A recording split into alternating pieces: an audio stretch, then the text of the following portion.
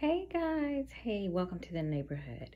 And this is the final series of my card journey through the tarot. And I am going to take a moment just to go through some of the last few cards that I'm going to review. And here they are. Okay, I'm going to touch them. The High Priestess, the Herald, the Emperor, and the Lovers. I am coming through with the Light Seers Tarot.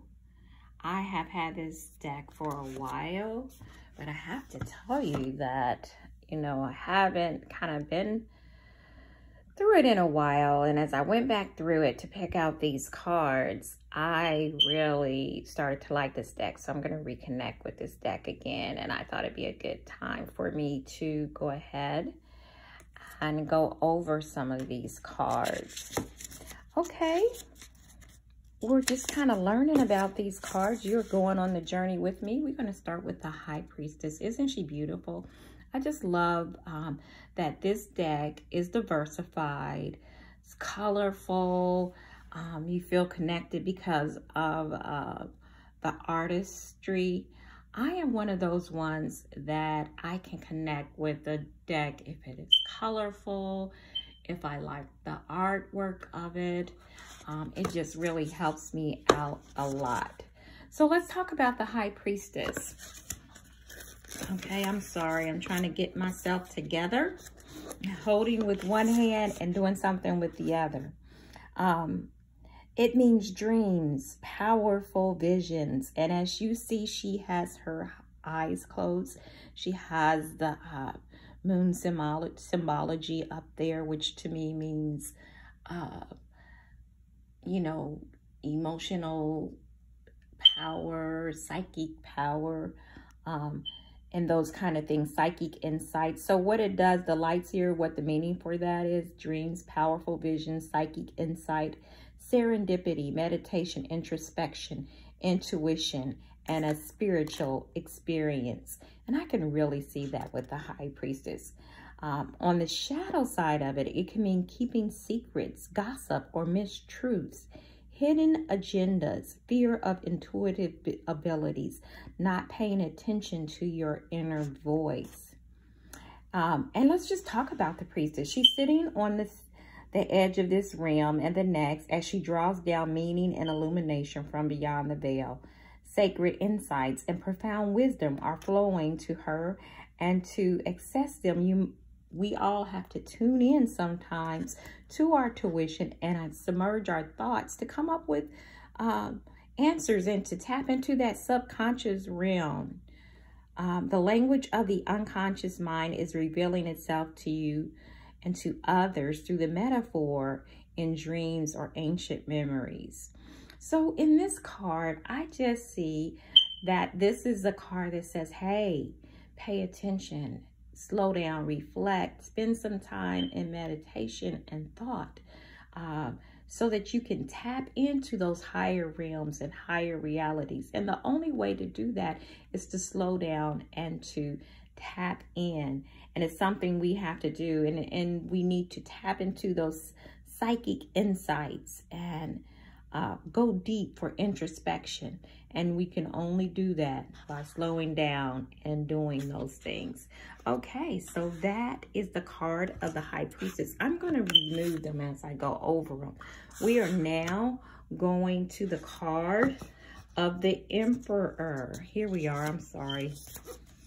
Again, got to practice on those, on my skills as a photographer, which are, vastly I'm working on it. Eventually, I'm going to get good. Okay, the Emperor, the divine masculine, authority, power, or a natural leader, structure, strategic and analytical thinking, taking action, and promotion. As we look at him, he's sitting down. He just looks like he has it all together, that he is that male leader, thinker. He has a chess piece in his hand. I just really tap into that. being the leader and thinker that he is. On the shadow side of it, it's sometimes unchecked power, being overly pragmatic and rigid, corruption, selfishness, defensiveness, a desire of control, and being stubborn. So that is the Emperor on the shadow side. The Emperor's message is one of ambition, met, and success found. Often seen as the card of divine masculine, the Emperor brings forth a desire to build a better world, one brick at a time. Use your mind as well as your heart and rise to power as you lead your own evolution. While becoming your own emperor means infinite possibilities for your success, it also means addressing any issues you harbor in authority, control, and willpower. So when we tap into that emperor image or emperor energy, we are tapping into that power, that male energy, that knowing, that confidence in that you know, and being confident about that. So that is something we all need to kind of tap into now. And when I say male and female energy, like the Empress was that high female, divine feminine energy. On the opposite side of that, to me, is the Emperor, which is that male energy. And this is regardless of gender. We all have that male, female energy. But in this, it's just showing us that we can tap into that confidence, that knowing, that power. And sometimes we have to tap in that to get the things we want and need. You know, and sometimes he has a quiet power about himself.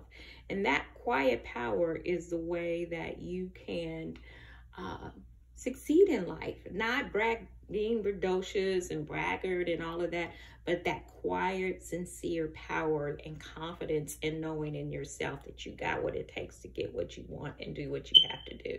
So that is the card of the Emperor. Again, moving that over. Let us go to the card of the Herald set. Okay. Alrighty. I'm sorry. I got you moving and shaking, don't I? Hope it didn't give you dizziness. This is the Herald set. Let's go over him. The good meaning, or the light seer's meaning, as they say it in here, is tradition, a lesson, spiritual leader or guide, enlightenment, awakening in service of spirit, formal education or training, new paradigms. In the shadow part of that, it's outdated systems or ways of thinking, dogma, rebelling against societal norms, abuse of power, stagnation, ego-based leadership, a need to connect with spirit. As you search for your divine truth, you create frameworks of belief that help you to expand your consciousness and ground your faith into the reality. If you've been stuck in old traditions or a structured way of acting or being that is no longer serving you, it's time to let it fall away in order to make space for a better version of yourself. The Hierophant serves as a gateway between divine source and the seeker. So be open to new paradigms, perspectives, and teachers in your life. Look to the pattern around you and strive to understand your own internal compass. So as I look at him, I feel like this is where our world is. We, old paradigms, old thought patterns are leaving this world, and it is up to us to shift our thought processes and realities in order to go to higher levels. And this Hierophant I really kind of like, because he has that smile or that smirk, that he knows that old patterns, old things, old ways of being are falling to the wayside. And if you stay with them, you also will fall to the wayside. You have to be able to shift perspectives and shift thought processes in order to go on to the next level. So that, again, is the Hierophant. Let's go to our last card. I'm going to remove this. And there we go. Let me straighten it out a little bit. This is the Lover's card. It's just one of my favorite cards. I think it's a lot of people's favorite card. And in this deck, I'm really loving it. I just love the interaction between them. Okay, the meaning of the Lover's card for the Light Seer in this Light Seer deck is a choice, dualities, harmony, a lover or romantic relationship, friendships, unity, choosing to allow yourself to fall in love, healthy boundaries, and soulmates. That is that meaning. Then the shadow side of that is a break in communication, disharmony, the need to find self-love, giving away power in a relationship, the loss of self, too many expectations of others, manipulation and imbalance, partnership, and codependency. And this magnetism, like magic, is coming into your life. You are sitting on the cusp of the type of profound connection that happens when two souls, there we go, are intertwined, and their entanglement forever marks their individual paths. Often, this card signifies that an important choice needs to be made. Will you embrace the spiraling energy that unwinds between two people who are beginning to connect and choose to shift into this relationship or not? Falling deeply into trust will be necessary in order to create a lasting bond. Growth around vulnerability, honesty, desire, intimacy is being called into the light to be healed. I just see that.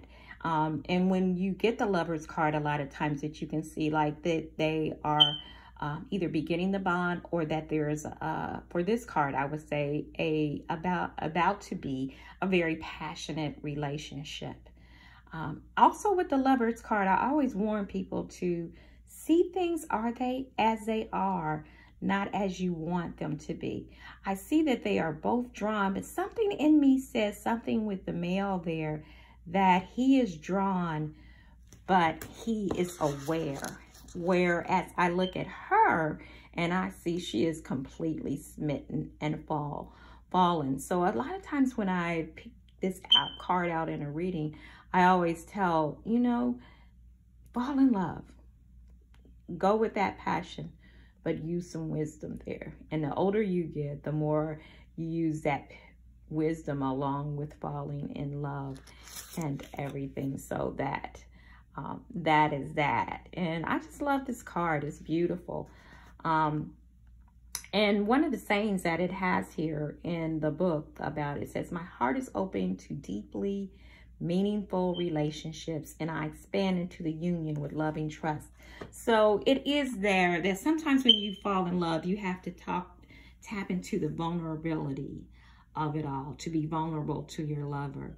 And I guess as I am older, I say that yes, you do need to be somewhat vulnerable to be in love, but you also have to have your eyes open too. So that is it. That is the end of this series, our journey through the tarot. I think the next thing I'll do, it won't be a series or anything like that, but I'll kind of talk about oracle cards. And I think I've mentioned before that I just love oracle cards. I know they're simple for some people. Some people like them, some people don't, but I just get so much meaning from oracle cards.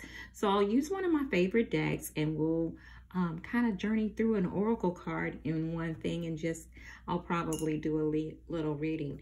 Hey, you're just studying with me as I studied through different things. This channel, as I said before, is like my video grimoire, as it were. I talk about insights I've got with my work, tarot cards, whatever, things that I'm learning, things that I want to learn. I'm sharing these things with you. I'm learning, I'm growing. Some things I know, some things I don't, and we'll be looking up. But you're sharing, and as I open up my grimoire for you to see on this internet, you're coming along with me, and I appreciate you coming along with me on the journey. Be blessed and have a great week, and I will see you next week. Bye-bye.